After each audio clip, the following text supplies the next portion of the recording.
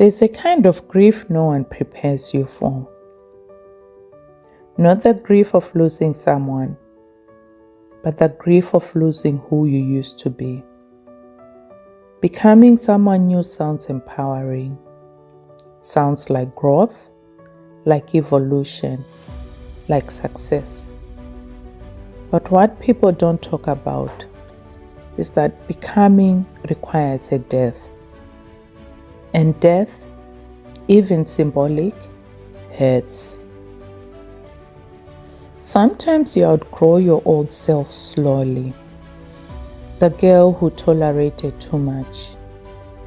The woman who over-explained. The version of you who needed validation. The one who carried everyone. And one day you wake up and realize you can't be her anymore. But here's the part no one says. Even if she was exhausted, even if she was shrinking, even if she was surviving instead of living, she was familiar.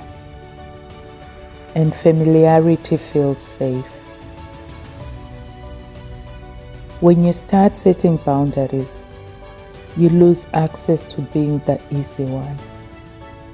When you stop over-functioning, people notice. When you go quiet instead of arguing, the dynamic shifts. When you choose yourself, someone else feels displaced, and there's grief in that. You might be grieving the marriage you thought you would have. The one where you felt chosen on an ordinary Wednesday, not just on anniversaries. Where you didn't have to ask to be considered. Where love didn't feel like something you had to earn quietly over and over again. You might grieve the family version that never materialized. The gatherings that stayed tense. The mother who couldn't soften. The sibling relationship that never recovered.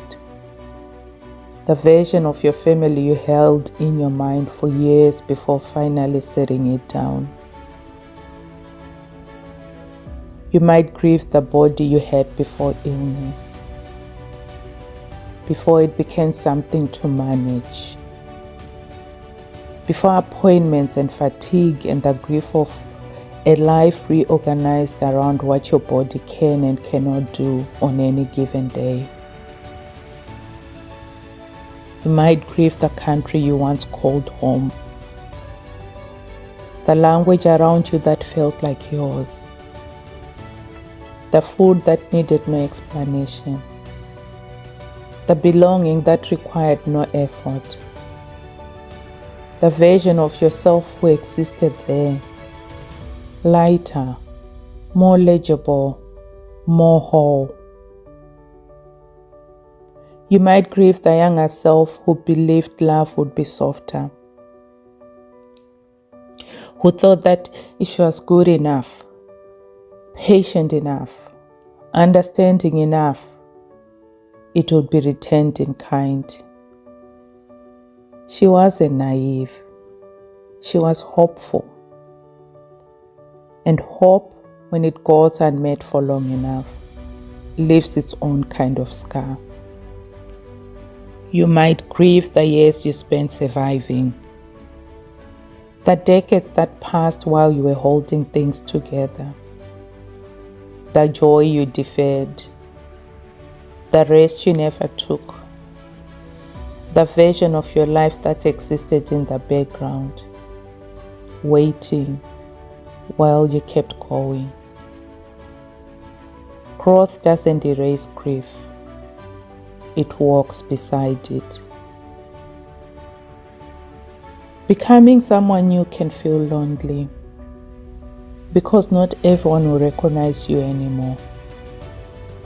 You are no longer reacting the same way. You are no longer pleading the same way. You are no longer collapsing the same way. And the world adjusts slowly. if at all. There's a quiet ache in that transition, a space between who you were and who you are becoming. That space feels unstable, but it is sacred. I think sometimes we mistake grief for regression. We think, why am I sad? I've grown. But sadness does not mean you choose wrong. It means something ended. Even if what ended was a coping strategy. Even if what ended was self-betrayal. Even if what ended was silence.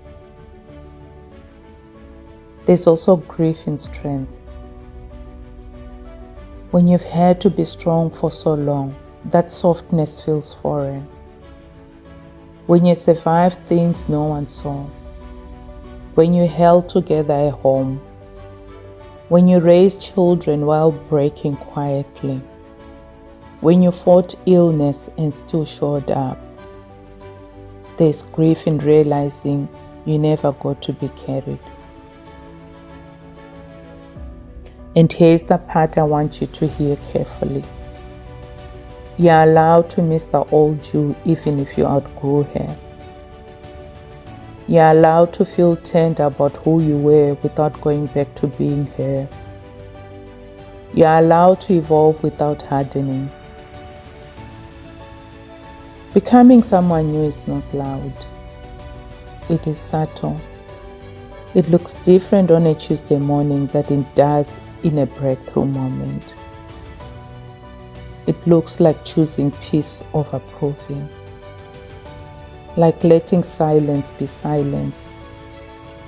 Like not explaining yourself to someone who has already decided.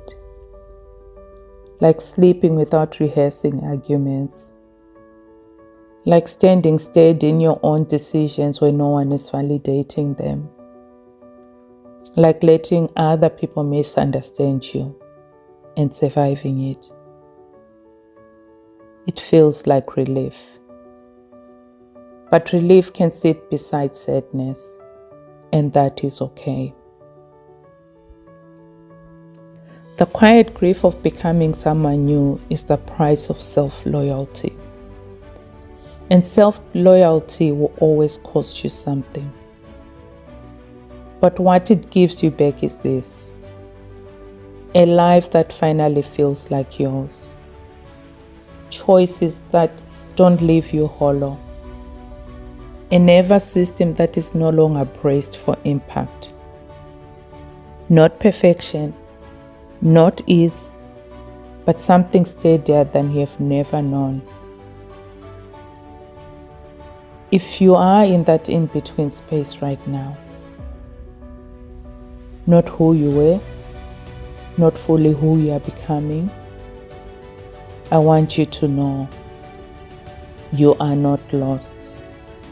You are transitioning, and transition always feels disorienting, but it is not distraction. It is design. You're allowed to become someone new. And you're allowed to grieve the old version without betraying the new one.